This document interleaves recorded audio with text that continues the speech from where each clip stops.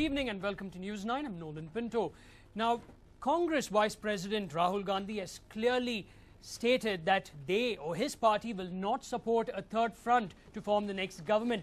Now, speaking to reporters in Amethi, he clearly stated that the Congress will get the numbers to form the next government. In fact, he stated that his party will not support the third front come what may. Now, in order to discuss more about this, I'm joined by my colleague over here, Nishchita. Nishchita, it's very interesting because, first of all, some of his own party men clearly state that it's a necessity to actually take the support of the third front or help the third front to form the next government. And now he goes on and states that, well, they have the numbers and they will not support a third front. That's right. In fact, it had given rise to many speculations when Salman Khurshid had gone on to state that the Congress will support the third front if there is a necessity, or it will take support from the third front depending on the kind of numbers that they receive on the 16th of May. But now Rahul Gandhi has made it amply clear on a public platform. Let me specify that because apparently he's made this clear on numerous occasions in party meetings that the priority for the Congress at this point in time should be an overhaul, should be a reconstruction of the entire party, should sit and refocus on its actions in the past 10 years, why it has lost its foothold on many of its strongholds in the past, why it has lost its regional footholds in many states. This should be the priority, is what Rahul Gandhi has constantly stated, and that is what he has brought to light now on a public platform, putting to rest all the rumors that Congress could be joining hands with the third front, and has now exuded confidence that Congress will go ahead and receive a clear majority in the upcoming elections. Salman Khurshid also, if we do go back a few days after he had made the statement that Congress will extend its support to third front or take support from third front to form the government if need be, had retracted his statement after he came under the ire of certain senior Congress leaders. His statements on the third front had not gone down too well with Congress, especially Rahul Gandhi himself, and that is what had forced him to retract his statement. So now the Congress making it amply clear, of course exuding confidence that they will still receive majority as opposed to the numerous predictions made in the opinion polls, but at the same time they have made it clear that they will not be supporting the third front. Also, many leaders within the Congress have time and again asserted that the formula of third front has not exactly worked for a country like India. We have seen it come to power in the past, but we have not really seen it being stable ever in the past, and that is what is keeping the Congress to at arm's length distance from the third front, from the idea of the third front, and that's the reason why they would not want to go ahead and at least at this point in time state that they will be joining hands or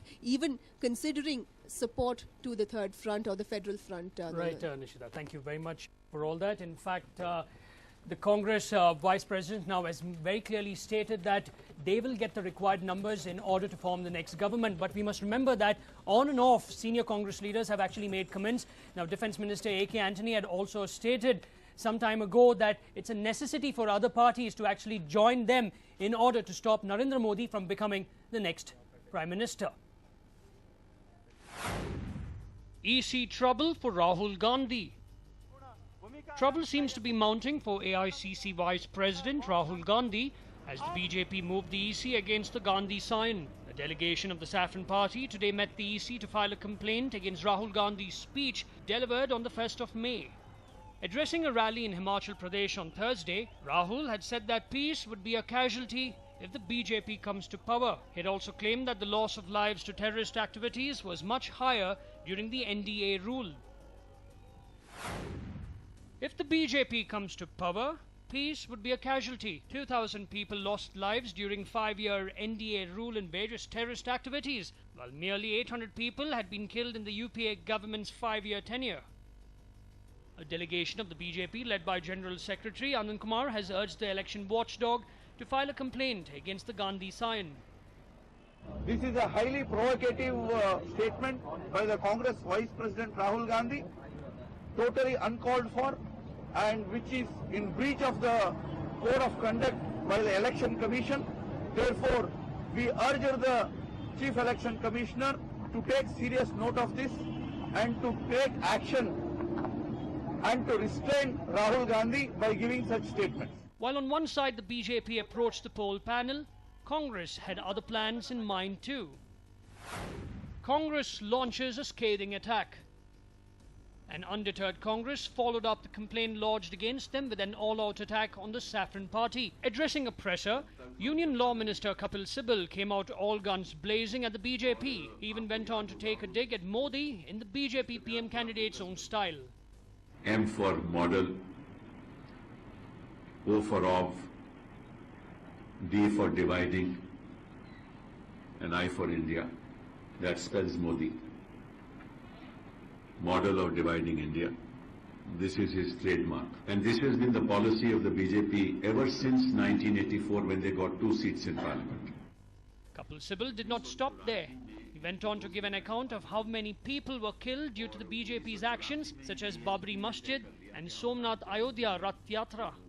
फिर 6 दिसंबर 1992 में बाबरी मस्जिद गिराई गई, सोमनाथ अयोध्या यात्रा में 500 लोग मारे गए और 1992 के बाद 1700 लोग मारे गए। फिर 1995 में इन्होंने तय किया कि मैं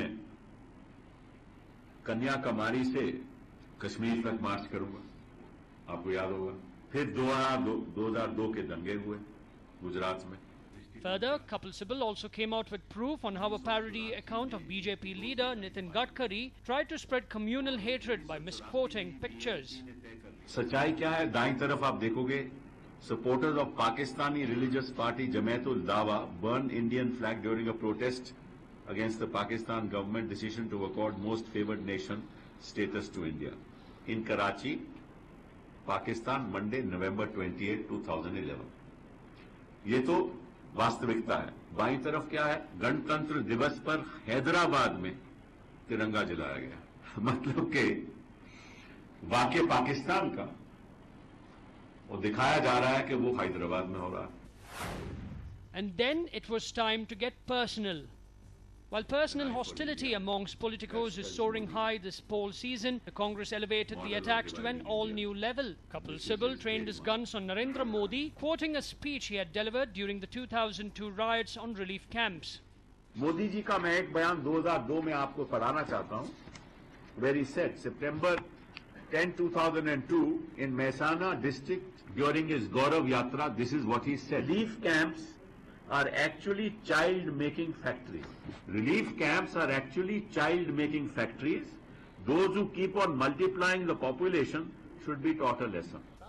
And then it was time for the senior BJP leader Advani to be pulled up. Taking a cue from Advani's speech years ago on the Ram Mandir issue, Kapil Sibal tried to connect the dots and form a bridge between the BJP's actions and the Muzaffarnagar riots.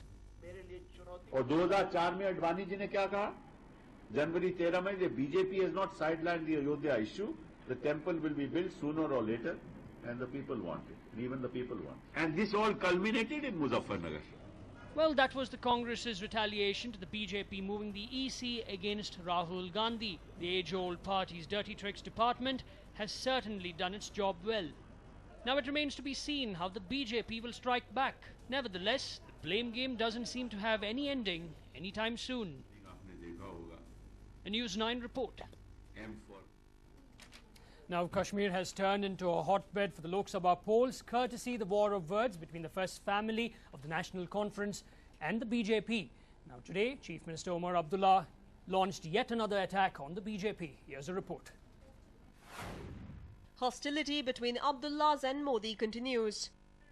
BJP Prime Ministerial candidate Narendra Modi and the Abdullahs of National Conference have certainly not shared the best of rapport this poll season. Farooq and Omar Abdullah have time and again launched scathing attacks against Modi.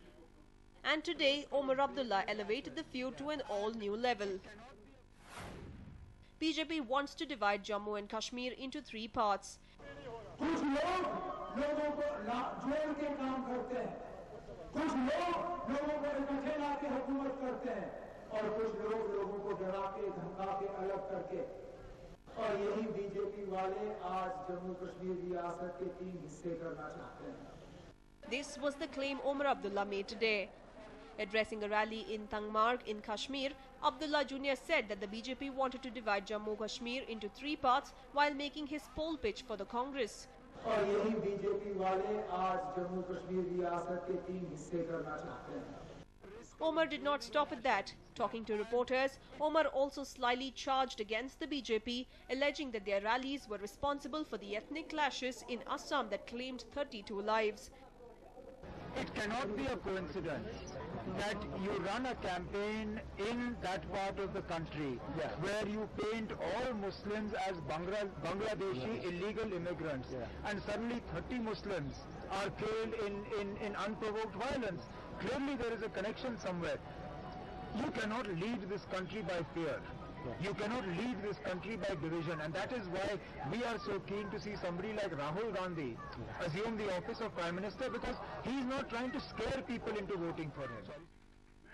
This is not the first time that the Abdullahs have locked horns with the BJP and its PM candidate. Just a week ago, Farooq Abdullah had said that people who vote for Modi should jump into the sea.